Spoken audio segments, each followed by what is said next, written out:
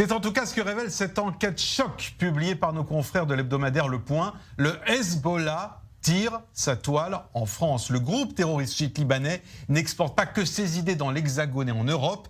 Il s'y finance et il y a stocké des explosifs. Pour en parler, on va retrouver l'auteur de cette enquête qui est en direct avec nous. Bonsoir Rachel Binas. Bonsoir. Vous êtes journaliste et ce que vous révélez fait froid dans le dos. Blanchiment d'argent, activité de propagande, récolte de fonds, trafic de drogue et aussi stockage de nitrate d'ammonium. À vous lire, Paris, c'est Beyrouth ? Non, je ne vais pas jusque-là. Je ne vais pas jusque-là, loin de là.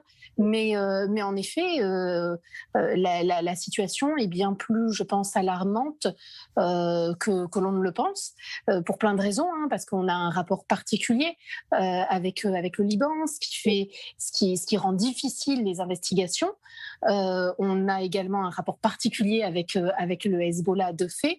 Et donc, c'est un petit peu l'angle mort aujourd'hui du terrorisme ou plus largement de l'insécurité pour la France. Alors, ce que vous expliquez dans cet article, j'aimerais que vous expliquiez à ceux qui nous regardent, c'est quoi cette Lebanese Connection, cette filière franco-libanaise dont vous parlez dans votre enquête ?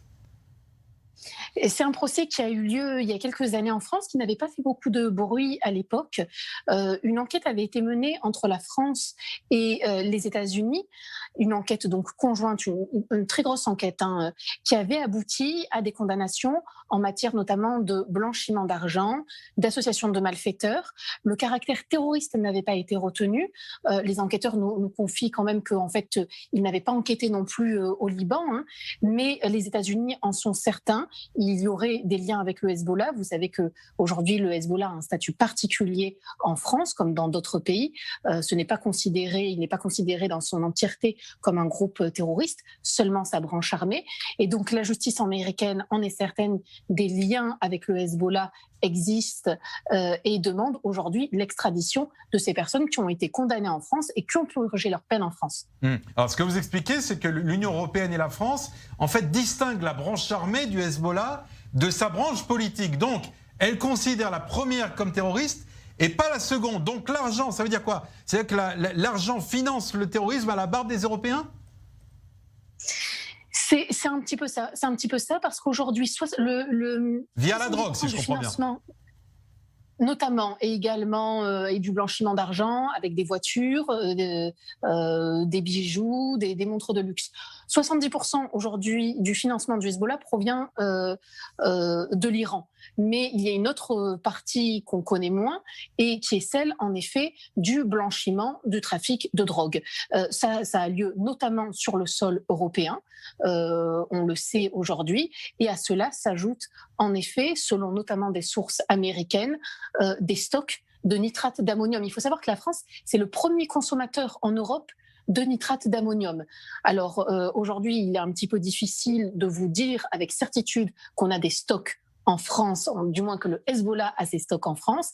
Maintenant, selon certaines sources américaines, la France est un lieu de passage pour ces stocks-là. Le Hezbollah, si vous voulez, a des stocks qu'il réserve pour ce qui nous rappelle de tristes souvenirs à Beyrouth.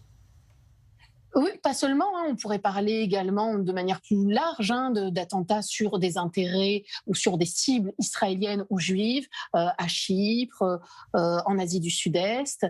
Et donc aujourd'hui, tel un peu un écureuil, le Hezbollah stockerait des réserves de nitrate d'ammonium pour ensuite passer à l'action une fois que ces cibles ont été identifiées et une fois donc qu'ils souhaitent commettre un attentat. Rachel, restez avec moi, je vais avoir les réactions de nos GG en plateau. Christian Mallard à Paris, vous qui me parliez justement de menaces terroristes, ça vous étonne ce constat ? Non, pas du tout. Parce que, si vous voulez, le Hezbollah est bien implanté. Il y a certaines mosquées, il y a certains centres culturels où les gens affichent leurs sentiments pro-iraniens, pro-Hezbollah.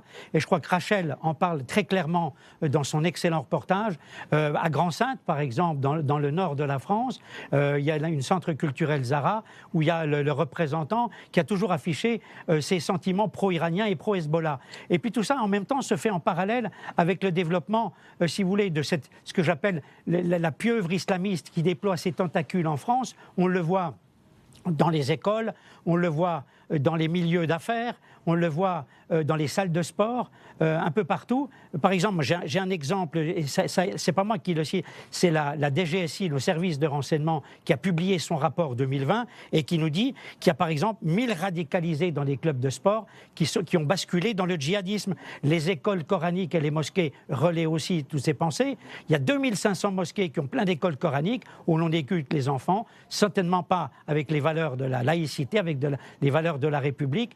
Et si vous voulez, entre les frères musulmans d'un côté, les salafistes de l'autre, le Hezbollah, moi je regrette, mais la France aujourd'hui, ce qui est inquiétant, c'est qu'elle est complètement infiltrée par les islamistes un peu partout dans le pays, que ce soit de Nantes à Rennes, en passant par la banlieue parisienne, la région PACA. J'ai lu le rapport de 123 pages de la DGSI et je peux vous dire que ça fait froid dans le dos, c'est affolant. Oui, alors là, vous parlez des idées, mais ce que mentionne cet article, et qui, moi, m'interpelle d'autant plus, ce sont des preuves matérielles. Et ça, c'est plus gênant.